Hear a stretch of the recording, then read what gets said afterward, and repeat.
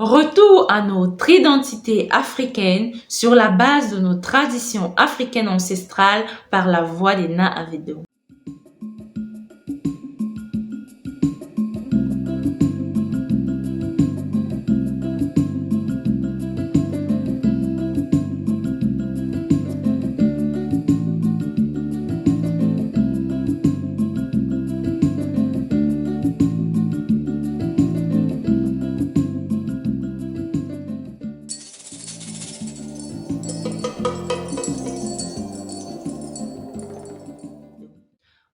Au TEP à toutes et à tous, nous espérons que vous allez bien. Aujourd'hui, dans cette vidéo, nous allons conclure avec la célébration de Kélé de l'an 110 015 en partageant avec vous cette dernière vidéo qui va résumer les différentes leçons que nous avons tirées lors du dernier soir de la célébration de Kélé.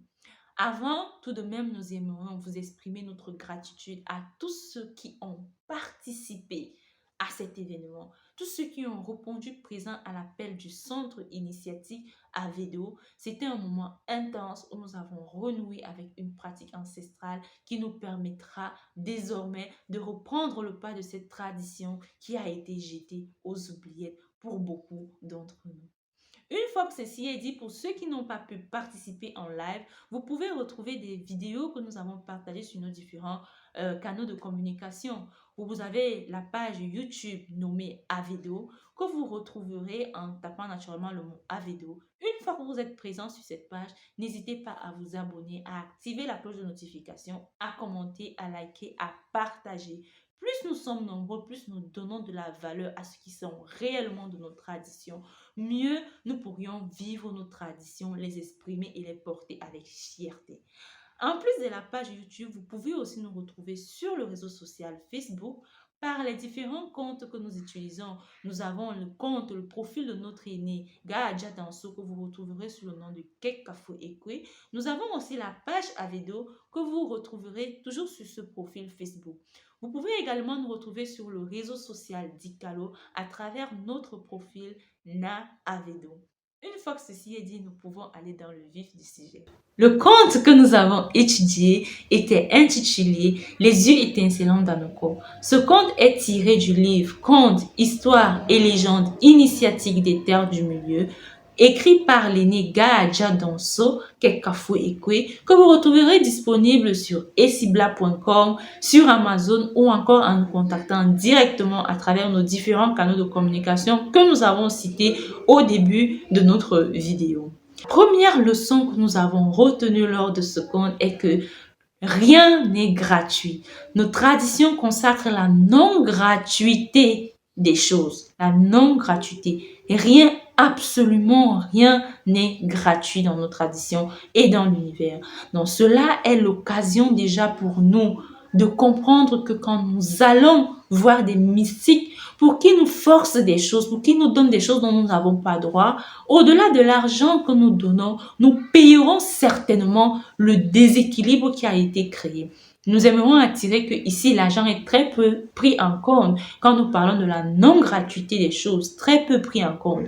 Et si nous voulons ramener cette situation de la non-gratuité des choses à tout ce qui concerne le retour aux sources, la renaissance africaine, on comprend que même le retour aux sources a un prix. Cela suppose de mettre de côté tous nos bagages aliénants que nous avons, toutes nos attitudes que nous avons qui ne nous sied pas, de nous remettre à l'école de nos traditions, à l'école de nous-mêmes, de qui nous sommes, de notre potentiel. Et cela nous porte vers la deuxième leçon qui est l'importance de l'éducation. L'éducation selon nos traditions est une éducation qui nous forge à être nous-mêmes qui nous sommes, qui nous porte à l'expression de qui nous sommes à travers la construction d'une conscience qui est déjà la base, le socle de la foi que nous aurons au moment de la rencontre avec nous-mêmes, au moment de l'initiation. L'éducation dans le paradigme africain n'est pas le moyen de préparer l'enfant à devenir plus tard un individu robotisé qui va faire exactement comme on l'a programmé. Mais c'est le moyen de donner à l'individu la liberté de pouvoir s'exprimer et d'apporter le don qu'il a dans la société utile Dans le conte, on le voit bien, le don de la petite Anoko avait été identifié depuis qu'elle était petite et tout le monde appréciait ce don, ce qui fait en sorte que le jour qu'elle décide de l'utiliser dans sa pleine puissance, tout le monde y participe. Ici, on voit l'esprit de groupe. Le groupe qui est un. Quand on parle de peuple, on parle d'abord de peuple au niveau du lien, de l'esprit, de la spiritualité. Voilà pourquoi l'école Avedo le dit depuis plusieurs années qu'il y a très peu d'Africains aujourd'hui en Afrique. Pourquoi? Ce n'est pas le fait d'être né de parents africains, grandi sur la terre africaine, n'être même jamais sorti de la terre africaine, même de son village, qui fait forcément de nous des Africains. On est des Africains parce qu'on réfléchit selon le paradigme africain. Et le paradigme africain, ça s'apprend, ça a des codes qu'il faut respecter. Et donc, cela est important parce que ça nous permet d'avoir une stabilité.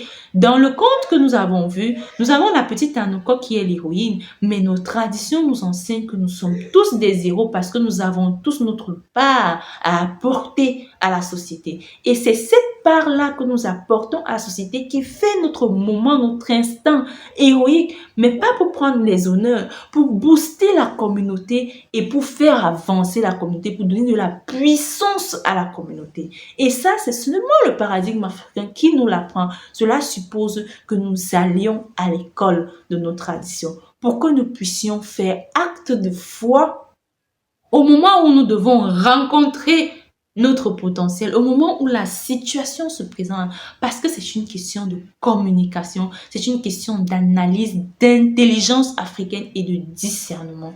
Tant que nous ne faisons pas ce travail, nous passerons toujours à côté de ce qu'est réellement la vie selon le paradigme africain, vivre africain.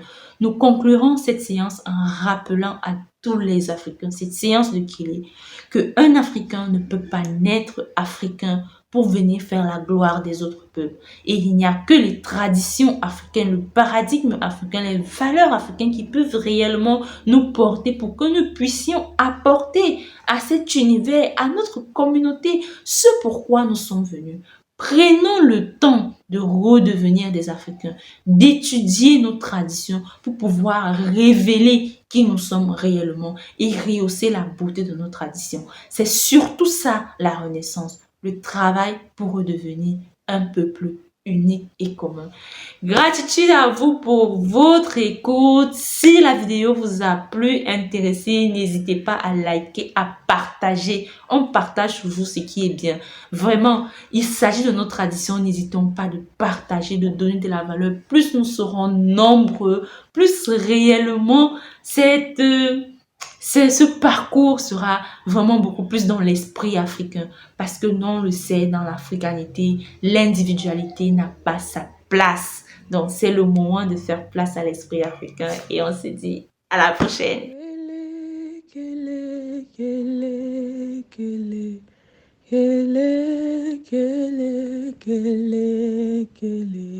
Le mois de l'enracinement, le mois de l'ancrage.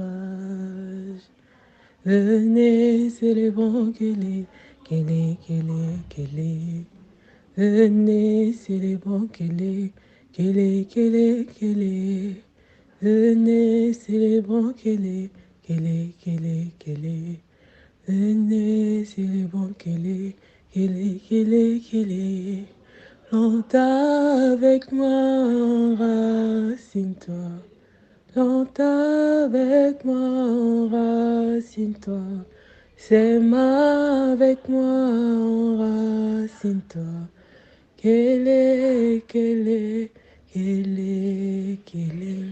Pendant Kélé, nous célébrons la stabilité, l'équilibre, la paix et l'abondance. Kélé.